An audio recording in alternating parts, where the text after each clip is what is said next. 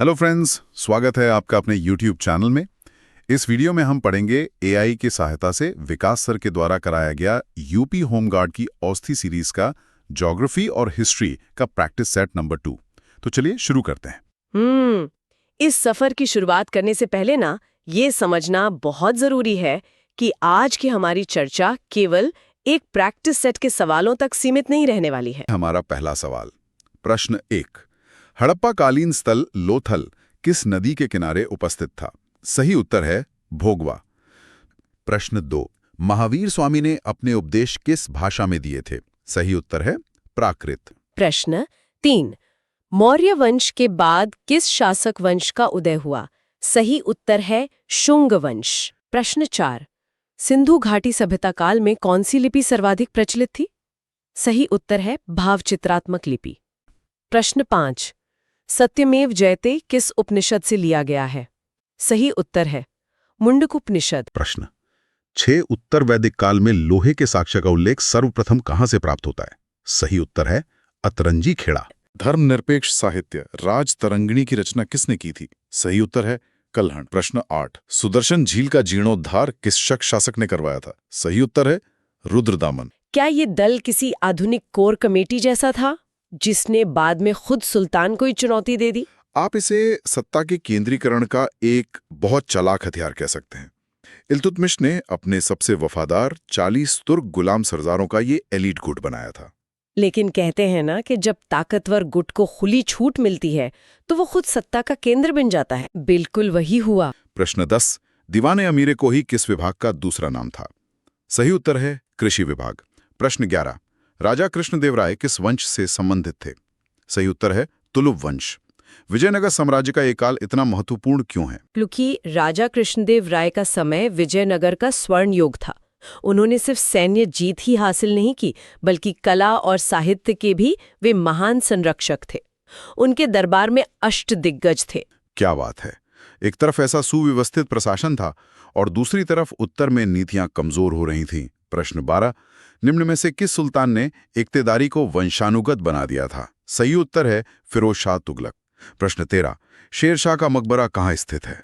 सही उत्तर है सासाराम। शेरशाह सूरी का शासनकाल तो बहुत छोटा था, फिर भी इतिहास में उनकी इतनी गहरी छाप क्यों है? क्योंकि शेरशाह ने केवल 5 सालों में वो कर दिखाया जो कई शासक दशकों में नहीं कर पाते। प्रश्न 14। निम्न में से किसके मध्य पुरंदर की संधि हुई थी? सही उत्तर है जय सिंह शिवाजी। 1665 की यह संधि कोई सामान्य समझौता तो नहीं था ना? एकदम नहीं। प्रश्न 15। कर्नाटक के दूसरे युद्ध में किसकी हार हुई? सही उत्तर है डुप्ले की। प्रश्न 16। 1857 की क्रांति के निम्नलिखित नेताओं में से किसका वास्तविक नाम रामचंद्र पांडुरंग था? सही उत्तर है तांत्या टोपे का। प्रश्न 17। वर्नाक्यूलर प्रेस एक्ट 1878 लाने के लिए कौन उत्तरदायी था?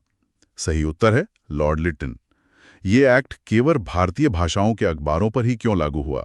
क्योंकि लॉर्ड लिटन समझ चुका था कि असली खतरा हथियारों से नहीं विचारों से है। स्थानीय भाषाओं के अखबार राष्ट्रवाद बहुत तेजी से फैला रहे थे। तो उनका गला घोटने के लिए ये एक्ट लाया गया? हाँ, और अंग्रेजी अखबारों को छोड़ दिया गया क्योंकि वे या तो ब्रिटिश समर्थक थे या आम लोगों की पहुंच से बाहर थे। लेकिन विचारों को बांधना असंभव है। प्रश्न 18। निम्न में किसने लंदन में इंडिया हाउस की स्थापना की थी? सही उत्तर है श्यामजी कृष्ण वर्मा। प्रश्न 19। तेभागा आंदोलन निम्न किस राज्य में हुआ था? सही उत्तर है बंगाल। प्रश्न 20। बनारस हिंदू विश्वविद्यालय की स्थापना पंडित मदन मोहन मालवीय ने निम्न में से किसके सहयोग से की थी? सही उत्तर है डॉक्टर एनी बेसेंट। प्रश्न 21। जब महात्मा गांधी को रेलगाड़ी से जबरन उतारा गया तब वे दक्षिण अफ्रीका में कहां जा रहे थे? सही उत्तर है प्रिटोरिया। प्रश्न 22। कुंवर सिंह कहाँ के विद्रोह के नेतृत्व करता थे? सही उत्तर है जगदीशपुर। प्रश्न 23। निम्न में से किस कांग्रेस अधिवेशन की अध्यक्षता महात्मा गांधी ने की थी? सही उत्तर है 40वां 1924 बेलगांव। गांधी जी ने केवल एक बार ही अध्यक्षता क्यों की? ये उनकी कार्यशैली थी। वे पदों से ज्यादा जमीनी काम पर विश्वास करते थे। 1924 में पार्टी टूटने के कगार पर थी, स्वराज पार्टी और नो चेंजर्स के बीच। तो पार्टी को बचाने के लिए उन्हें अध्यक्ष बनना पड़ा? हाँ, वो राजनीतिक मजबूरी थी। और देश में कुछ ऐसा घटित हो रहा था जिसने सब बदल दिया। प्रश्न 24। काफी संख्या में लोग अमृतसर के जलियांवाला बाग में 13 अप्रैल 1919 को किसकी गिरफ्तारी के विरोध में एकत्रित हुए थे? सही उत्तर है डॉक्टर सैफुद्दीन किचलू और डॉक्टर सत्यपाल। प्रश्न 25 कांग्रेस के 1907 के सूरत अधिवेशन की अध्यक्षता किसने की थी? सही उत्तर है रास बिहारी घोष। प्रश्न 26 भारत में महात्मा गांधी के नेतृत्व में सत्याग्रह का पहला सफल उदाहरण था। सही उत्तर है चंपारण। प्रश्न 27 भारतीय राष्ट्रीय आंदोलन की निम्नलिखित में से किस घटना के बाद रविंद्रनाथ टैगोर ने अपना दर्द और गुस्सा व्यक्त किया था और अपनी नाइटहुड का त्याग कर दिया था? सही उत्तर है जलियांवाला बाग नरसंहार। ये नाइटहुड लौटाना एक बहुत बड़ा कूटनीतिक प्रहार था। हाँ, ये ब्रिटिश साम्राज्य की नैतिक सत्ता पर तमाचा था।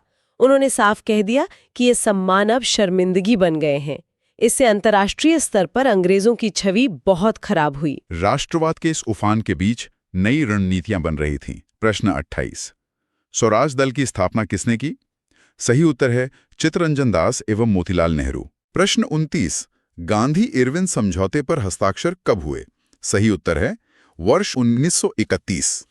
क्या ये एक मजबूरी का समझौता था? हाँ, दोनों पक्षों की मजबूरी थी। सविनय अवज्ञा आंदोलन ने सरकार को हिला दिया था और वाइसरॉय इरविन समझ गए थे कि कांग्रेस के बिना समाधान मुमकिन नहीं। और इसी समझौते के तहत कांग्रेस दूसरे गोलमेज सम्मेलन में भाग लेने गई। अंततः हमें आजादी मिली, जिसका दस्तावेजीकरण भी हुआ। प्रश्न 30 इंडिया विंस फ्रीडम किसकी आत्मकथा है? सही उत्तर है अबुल कलाम आजाद।